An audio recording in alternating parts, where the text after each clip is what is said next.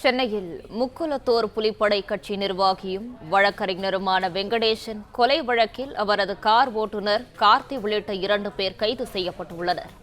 கூடுதல் தகவல்களை செய்தியாளர் கதிரவன் வழங்க கேட்கலாம். வணக்கம் கதிரவன், இது குறித்தான கூடுதல் விவரங்களை பதிவு பண்ணல. விருகம்பாக்கத்துல அடுக்குமாடி குடியிருப்பில் கொடூரமாக கொலை செய்யப்பட்டு சடலமாக மீட்கப்பட்ட வழக்கறிஞரும் முக்குலத்தோர் புலிப்படையின் மாநில இணைச் செயலராக இருக்கக்கூடிய வெங்கடேசன் கொலை வழக்கில் அவரது கார் ஓட்டுநர் மற்றும் அவரது உறவினர் ரவி ஆகிய 2 கைது செய்யப்பட்டிருக்கிறார்கள். தனிப்படை போலீசார் கொலையாளி கார்த்திகை தேடி சிவகங்கை, நாங்குநேரி உள்ளிட்ட பல மாவட்டங்கள் தீவிரமாக தேடி வந்த நிலையில நாங்குநேரில் வைத்து கைது செய்ததாகவும் தெரிவிக்கப்பட்டிருக்கிறது.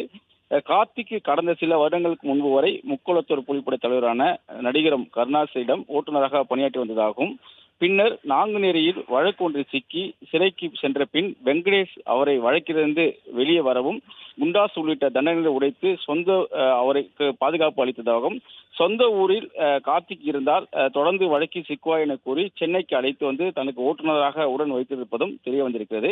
விருகம்பாக்கத்தில் உள்ள அடுக்குமாடி குடியிருப்பில் ஏற்கனவே கடந்த சில தினங்கள் முன்பு கொலை செய்யப்பட்ட உத்திரகுமாரோடு வாடகை வீட்டில் தங்க வைத்திருந்ததாகவும், இந்த வீட்டில் தொடர்ச்சியாக இவர்கள் வந்துட்டு பேசுவது, மதுருந்து போன்றவற்றை செய்து வந்ததாகவும் தெரிவிக்கப்பட்டிருக்கிறது.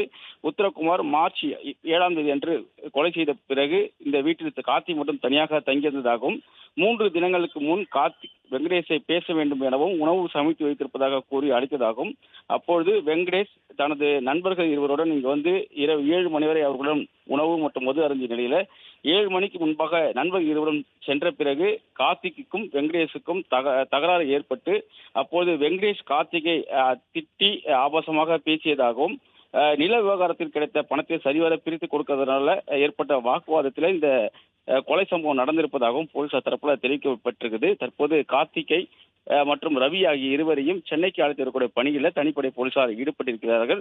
ரவி கார்த்திக்குடைய சொந்த சித்தப்பா முறை கொண்ட உறவினர் என்பதும் தெரிவிக்கப்பட்டிருக்கிறது. கார்த்திகை சம்பவத்தன்று வெங்கடேஷ் மது போதையில் தாக்கி இழிவாக பேசியதாகவும், கட்சியில கார்த்திக்கு மாவட்ட அளவில் பொறுப்பு வழங்கப்பட்டது குறித்தும் கேலி செய்து பேசியதாகவும், இது தொடர்பான வாக்குவாதம் முற்றிய நிலையிலே ஆத்திரத்தில் கொலை செய்ததாகவும் கார்த்திக் போலீசாரிடம் தெரிவித்திருப்பதாக தெரிவிக்கப்பட்டிருக்கிறது. தற்போது கார்த்தி, ரவி ஆகியோரை சென்னைக்கு அழைத்து வரக்கூடிய பணிகளில் போலீசார் ஈடுபட்டிருக்கிறார்கள். பிளே ஸ்டோர் மற்றும் ஆப் ஸ்டோரில் இருந்து பாலிமர் செயலியை QR கோடு மூலம் பதிவிறக்கம் செய்யுங்கள். செய்திகளை உடனுக்குடன் பெறுங்கள்.